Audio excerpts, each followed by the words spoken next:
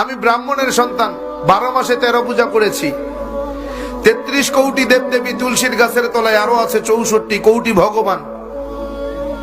আমি 21 বছর গবেষণা করে বেদ, পুরাণ, রামায়ণ, মহাভারত, জেন্দাবেস্তা, স্মৃতি শ্রুতি, মনুসংহিতা, শ্রীমৎ ভাগবত গীতা, রাজভোগ আর কালীভোগ ছাড়াও অসংখ্য কিতাবাদির উপরে, সংস্কৃত ভাষার উপরে পাণ্ডিত্য অর্জন করে ডিগ্রি নিয়ে 44,441 খানা মন্ত্র পড়ে 30,000 মন্ত্র মুখস্থ করে দেখলাম তাদের ধর্মগ্রন্থে কোথাও নেই তার কোনো প্রমাণ।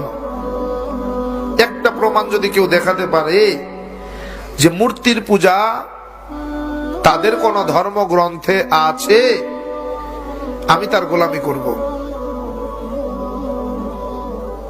একটা মন্ত্র যদি দেখাতে পারে, তাদের বেদ বলে না আসতে প্রতিমা আসতে, আমি সৃষ্টিকর্তা ঈশ্বরের কোন প্রতিমূর্তি নাই, প্রতিচ্ছবি নাই, আকার নাই, আকৃতি নাই, আমাকে দেখা